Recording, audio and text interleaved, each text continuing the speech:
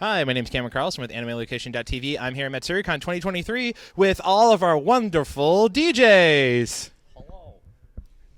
Hello. Alrighty, I will be your disembodied voice for the evening. So for most of you, this is a return trip to Matsuricon. For those that are new, how are you enjoying the show? So pass the mic on down. We'll say hello to the new folks. Hi, I'm DJ Descent. I'm one of the coordinators for the rave here at Matsuricon.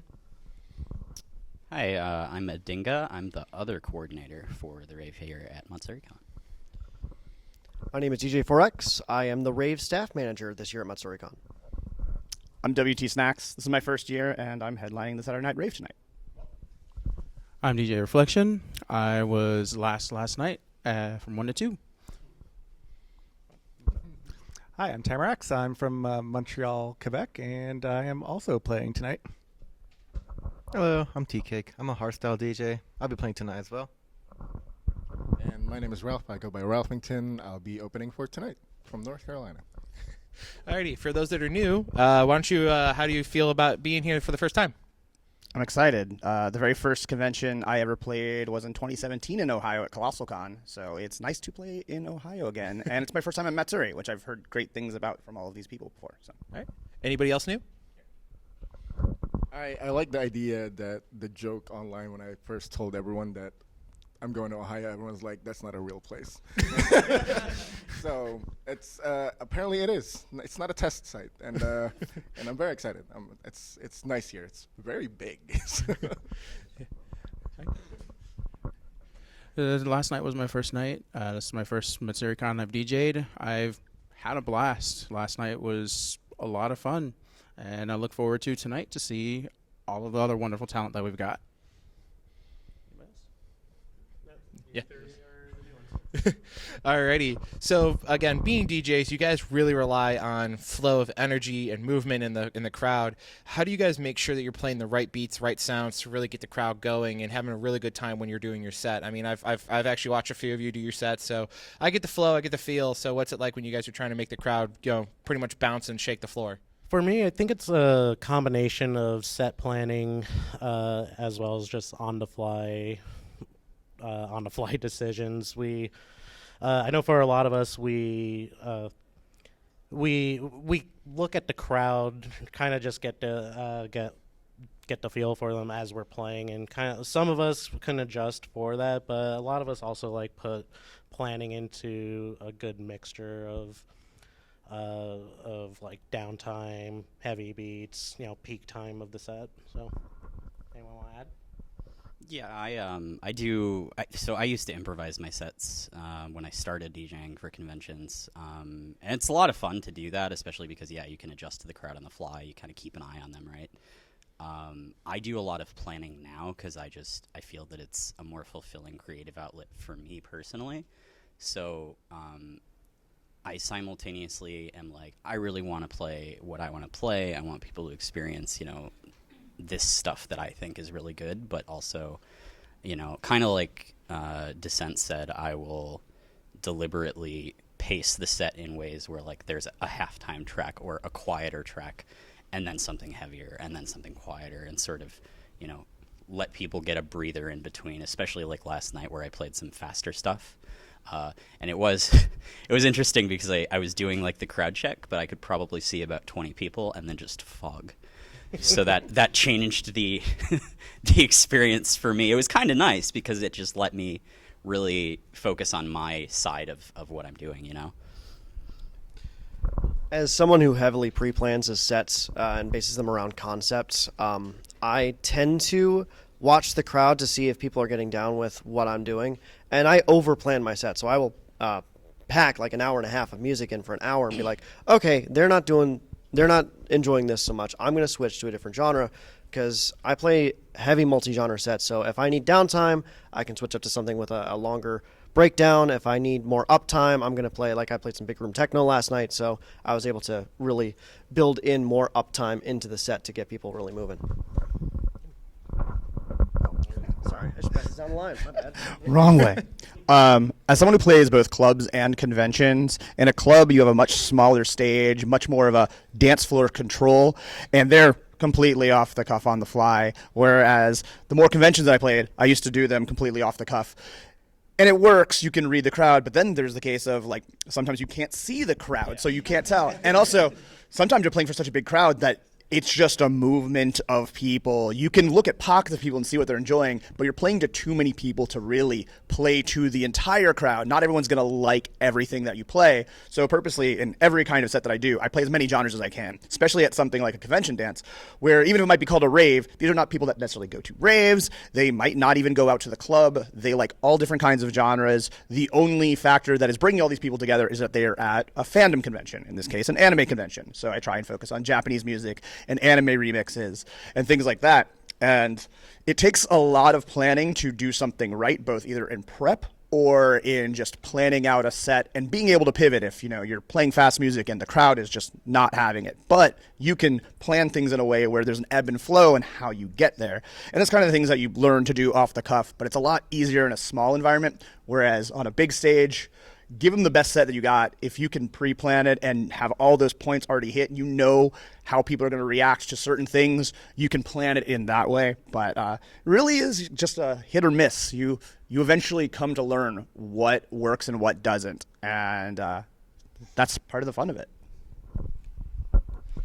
So for me, I typically will always pre-plan my sets. I've always been someone who wants to make sure everything is perfect.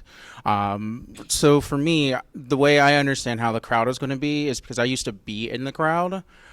So I kind of will project myself in as if I'm actually out there dancing too, and then I'll plan my set kind of around like how I would feel for the song or whatever track's playing on stage right at that moment.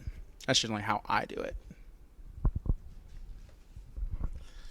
I have faith that the promoters book me to play the music that I'm known for, so if they don't like it, sorry, kids. Well, I think for the most part, I'm more comfortable with just doing everything on the fly. I think I've done a good amount of shows where I'm like, if the DJ or the performer on stage is having like a good time, that kind of just bounces off immediately to the crowd. And it's like, oh, he's having a great time. I'm having a great time too. So I don't think it's necessarily like depending on what you're playing, as long as you yourself, the performer, is having like a good time.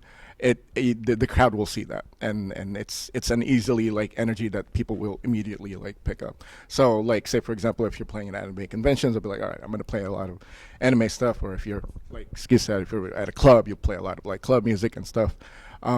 People will pick it up regardless of what you're playing, as long as you're having a good time. At least in my experience. So yeah, come on in.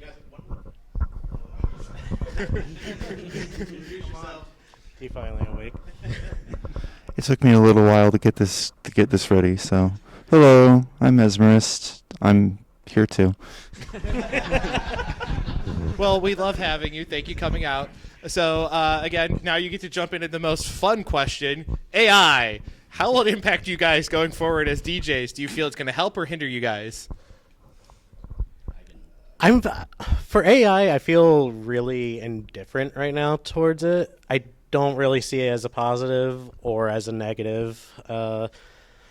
Google has already experimented with AI-driven music, and I've tried it where you like enter a prompt of the type of sound that you want it to make, and it's definitely not at a point where it can interpret these more subjective descriptions of what you think a sound would be. So I think it has a long way to go, and I honestly don't feel it's pretty much impacting anything right now.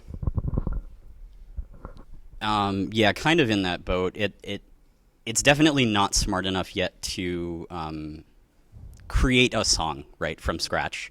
If literally you could go to Google and search AI created music, and it doesn't really sound like anything. It's just kind of atonal a lot of the time, or it doesn't have a chord progression established, or if it does, it's like overly simplified and sounds like something somebody made when they were experimenting with music in high school. I think it's potentially going to be useful, at least for us as creators, because as tech gets smarter, it provides more convenient ways for you as an artist to skip some of the busy work. I think figuring out AI for things like mastering or picking up frequencies that you may not be able to hear, potentially emulating sound stages. So like when you produce, you have to do a lot of mixing and mastering where you're sort of adjusting how the song sounds to make sure that it's going to sound good no matter where it's played, on a big speaker system, on headphones, in a car, whatever it is. I think AI is potentially going to be really useful in that process and in the process of basically isolating elements of an already existing song, like being able to pick up what the drums are on a song and pull them out without having to do what frankly is a lot of busy work if you were to try to do that otherwise. Oh, you got one? Okay. Yeah, really, really completely uncontroversial first question for me to answer. Absolutely. Of course, you're a little late on this one. No one's at all concerned about what AI is doing in the year 2023. Yeah, no. Honestly speaking, it's a lot of what you said. Like, I know that, like, even like a few years ago, heard like a few kind of entirely piano songs that are like, oh, this is like kind of cool, and like would fly perfectly fine for like background music. And so, like, and like you guys said, like, yeah, it's totally not there yet, because you can tell when something's AI generated. That stuff's only gonna get better though, and that's sort of like the thing that I'm worried about. But yeah, for now it's kind of fun because it's like it is a neat tool you can use. There's a way of pulling out, like you said, like the drums or the vocals from a track that you wouldn't have been able to do otherwise, and you get to do like a lot of really cool creative stuff. I guess we'll see where it goes in the future, though. Yeah, there you go. No. As far as for DJing, though, I have noticed that there's more AI DJ tools coming out. There's one called AutoMix that's advertised on Facebook. And I don't think, as far as DJing goes, AI is even remotely there yet. Like, most EDM, most dance music follows a template. You got an intro, you got an outro, you got a breakdown in the middle. But the AI doesn't really know what to do with that information yet. So you could probably give an AI 20 tracks that are all 128 BPM, for example, and it might get some of it right. But I imagine that it would mostly sound, it wouldn't have a flow. It wouldn't really, like, understand how the tracks work together well. So for AI, even though it's very good for production, as others have indicated, I don't think that it's quite there for DJing yet. And I don't really trust any AI DJing tools yet. I'm not a producer, at least in a long, long time, and I solely focus on DJing. And the thing with DJing is what separates a good DJ from someone who can just DJ is the human touch, the knowing what music works and using your own taste. And while a lot of people are given algorithmic taste with AI and machine learning, really, that exists already in a lot of things, and AI is just a buzzword at this point. There are parts of art where it is not really great right now for the scenes, but I think in music, and especially in DJing, it's not really a threat yet. And I think it's good that the subject of AI is controversial right now, because it gets people talking and being able to decide what is good use of it and what is bad use of it, and be able to not necessarily police, but understand, because not everyone realizes they might already be listening to AI-made music on Spotify. Doesn't really happen with dance music quite yet, because it's not really there, but as with, machine learning happening in everything, it's always going to be there, and those tools are always going to be useful for people. You already have things like mixed-in key, which can detect the keys of your songs, so you don't need to actually know musical production to know if something is going to be key matching with something else. And it exists in other DJ software. Mixed-in key is currently the best one, but then DJ software like Pioneer's Record Box can't even get what a BPM is correctly, or know where a kick drum starts for the one. So we've got some time there, and those tools will get better, but I don't think, at least in DJing, that it'll ever really be a detriment, because really auto mix is never going to be a thing. And that will be good for the hobbyists, but for people like that just want to like have a DJ mix that they made of their track list without learning how to DJ. But when it comes to the space of performing for people, I don't really think it's going to be anything. Like, the people are always going to drive the music. For someone who's like been writing and composing and arranging music since 2014, when you've already built like and established like a community, like fans and friends and families and stuff, like regardless of the genre that you've been making, you have your own very unique style that can be heard throughout your discography. And I believe like most of that stuff isn't gonna be easily picked up by AI, because like as soon as you have something that's, like I said, like well established, I think the AI can try to figure out what it would sound like. Oh, this is what this guy likes to make. Let's try to read his entire library and come up with something. It's not necessarily something that would have like you said, like a human touch to it that can be easily distinguished by your community or your fan base or by your friends or whatever. So as a producer, no, I don't think, I mean, hot take, I don't think it'll get there in terms of like human like interaction, and especially what they said during like performance, as it, you know, for producers who has to DJ to perform their musics and stuff. I don't think it's much of a threat, because like most of us here, we can like do things on the fly. AI can't do that. AI has to determine what they need to do for the entirety of the set. As for us, we can just like whoop, change that whole thing. And no, I don't think it's like much of a threat at all. So. One thing I forgot, because when we think of AI, we just think of AI-generated content. And as I talked about machine learning and being used as tools, I forgot because I don't use the newest versions, but a lot of DJ software now has stems and actually uses AI to separate the instruments, the vocals, and the drums. And while I don't use that live in DJing, I do actually use similar tools to make DJ edits where I'm using the acapella of something and I'm using AI to bring out that acapella, which is not available otherwise. And a lot of remixers use that as well. It's really common in the anime music remixing community because there's not acapellas of those things. So most of the tracks that I'm playing tonight are anime remixes by people from Japan who use those kinds of tools because that's the only way you can get acapellas of this random anime music. I got a few more questions, and then we're going to wrap up. So, again, this is kind of the fun thing, is that you guys have fashion. So what type of fashion sense do you guys like to have the most? Obviously, we have this fashion here. We have that fashion there. So the fashionable people, why don't you come on forward and talk about your fashion choices for when you guys are DJing? It's almost like you waited until I got here. That's crazy. I guess so. Technically, you have. All right, so we'll let you guys talk real quick about your awesome fashion that you see that DJs have as a fashion palette. As we can tell, there's not one set fashion choice. It's funny. My partner Brennan Skelly, some of you may know him as a DJ. I always thought he had like a way better style than I did. Like especially especially kind of doing it as a guy or whatever. I don't know what about me. That's a whole other thing I'm not going to get into. But yeah, I tried looking into like a lot of different like, you know, more like men's styles throughout the years, and none of it really gelled with me. So I was just like, what if I just wore a skirt and like cat ears and whatever. And the first time around, I just got like, you know, all black, and I was like, this is actually kind of fun. I don't think black's my color. I think pink's my color. So now, you know, I don't have the best social skills. And so, like, for me, it's just like, I'm just going to wear all, like, look at me pink. That'll make up for it, right? That works. That's literally the entire thought process. I'm into a lot of different fashion styles, and it depends on where I am. As someone once called me, a social chameleon. And in this case, I'm currently at an anime convention, so I'm wearing J-fashion and rave-inspired stuff. So this shirt is from Multine Records, which is a Japanese net label, which drives a lot of my original music taste. It's designed by Graffers Rock, who's done a lot of great logos for awesome Japanese music that I've play a lot of at cons.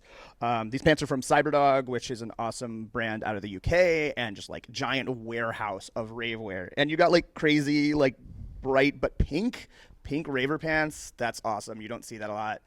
This hat, I can't remember the brand, but it got it at a convention, and it says Tengoku Heaven. I have a matching one that says Jigoku Hell, and it's black and purple.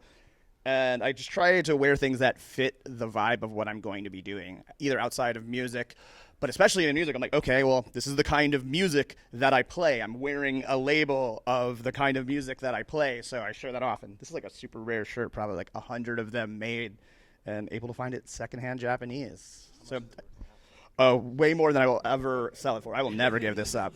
This is normally like hanging on my wall and on like my VR chat avatar because I can wear it always in VR and only at special occasions here. But I'd say J fashion in general is one of the things that I'm mostly inspired by.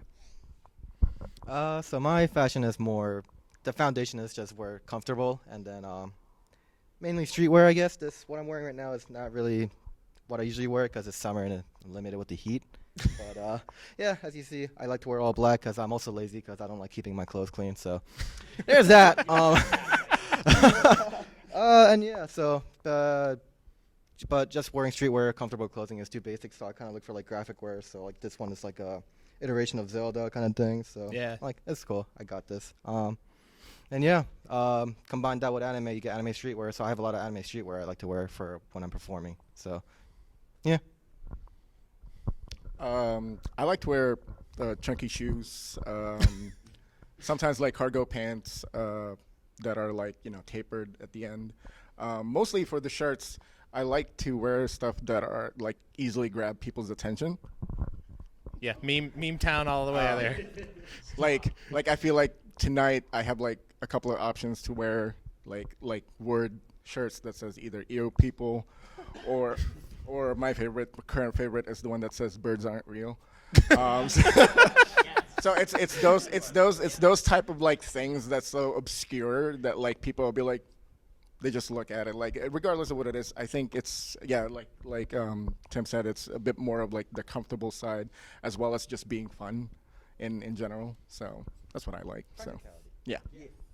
All right, so real quick, we know that some of you guys haven't had this chance, but will hopefully. How many of you guys have had the chance to talk to the 4 musical guests that are here this weekend? I want it. I haven't, but there's the musical artist Nano. I've been following her music since 2012, and just out of coincidence that she's performing at this con too this year. I'm within the next half hour. Yeah, so right after this, I'm gonna rush to her concert because I really want to catch that. But yeah, if I get a chance to even talk with her like for 5 minutes, that'd be really cool. But if not, I got to see her live, so I can say that. Surprisingly, the musical guests and the DJs don't often intermingle because it's usually like daytime concerts, and the people who perform at those concerts are not at the late night rave. Obviously, the DJs will wake up early and go and see Japanese acts. There was the rare occasion where Kerry Pamu Pamu actually came up and performed a track with Ram Rider at Anime Central this year, and like no one was expecting that. And like we were backstage and we saw her come through, and she wasn't all dressed up, and I was like, "What's Kerry just doing here?" And then she like came back out in full makeup and did one song. We were like, "Yeah, we need more collaboration like that, like just being like even just inviting the music performers like, hey, check out our music." Yeah. You know what? Actually, I got 2 stories then. So BonzaiCon a couple years ago, the rave was right after a Professor Shy Guy concert. He was still breaking down. We got to hang out with Professor Shy Guy, and one of the other DJs got to play his NES guitar. That was awesome.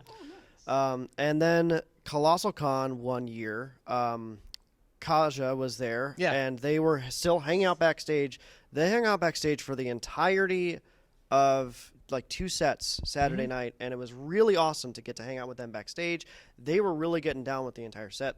That made me feel amazing. So really awesome to get to see them in a different environment. Really quick, I remember 2018 when Teddy Lloyd was here, and my set was right after that. Yeah. I did okay. You did pretty good. Yeah. Like really, really good. Oh, you're too sweet. All right. Actually, it's funny you bring up Teddy and Kaza and Professor Shy Guy because we've interviewed all of them in the past. So if you guys want to listen to that, you're more than welcome to check that out as fellow artists. So kind of wrapping things up, real quick, we'll just go down the line. Where can we follow you guys online so more fans can hear your music? And then we have one more special thing we need you guys to do real fast. You can follow me on Instagram. That's at Descent900. And I'll also have a link to all of my bios or all of my projects. What's the name of the channel this is going to be on? Anime on Location. Okay. Everyone at home, smash that subscribe button. Hit like and comment. And by the way, did you know that insert % here of you haven't subscribed yet? I don't know what to do with that information. More or less, where can I find your music online? Oh, that's what the okay. It's either everything is either at We Are Mesmerist or Mesmerist Music. Yeah. So I've actually never cared about publicity or following or anything. That's going to change very soon. I've been sick for a few years, and I'm finally not anymore. Medication is great, guys. Yeah. So right now, I just basically use Mixcloud. You can just search Adinga on there, Adinga. I upload my DJ mixes there. I'm going to be uploading my Matsuricon set. I have to re-record it, but I'll be putting it there. I will be starting to produce soon. I have a friend, Chris, who's got a studio with full DAWs and everything, who wants me to use his studio. Chris of the Dead Don't Sleep, they're a metalcore band. Check them out. They're awesome. He also is known as Lo-Fi Weekend and makes amazing lo-fi music on Spotify. You will be able to find me on Instagram, Twitter, Spotify, and SoundCloud soon as Adinga. So since this is going to be on YouTube, I'm going to be popping in the comments with my YouTube channel, where I will have a full video upload of this Matsuricon mix that I did last night. But I am also on Mixcloud at DJ4X, and I am on SoundCloud at official DJ4X. I've been doing a radio show called Midnight Snacks, as I'm WT Snacks, for over 18 years every week. You can find that at midnightsnacks.fm, all spelled normally. It's also on Twitch at midnightsnacksfm. And basically every DJ set I do is recorded, usually on video as well, so you'll be able to find tonight's set, as well as pretty much every other concert that I've ever done. I'm on the website formerly known as Twitter as @midnightsnacks. You can go to links.midnightsnacks.fm to get a link tree of everything. But on SoundCloud, I'm WT-Snacks. But they're all kind of a little bit different because I'm both WT Snacks and run Midnight Snacks. But use Google. It's your friend. But actually, just don't Google me. Never mind. You can find me at Facebook, my facebook.com/DJ for Reflection. For me, you can just follow me on Instagram as @tkickTK, and then any other related links will be on the bio. Nice dance. Yeah, sorry. Watch out for the tape. I'm going to go with a little shameless self-promotion. Go to my Bandcamp, tamarax.bandcamp.com. New album dropping soon. And all the usual socials, Facebook, SoundCloud. You can Google me. I'm not that. Actually, no, wait. Don't Google me.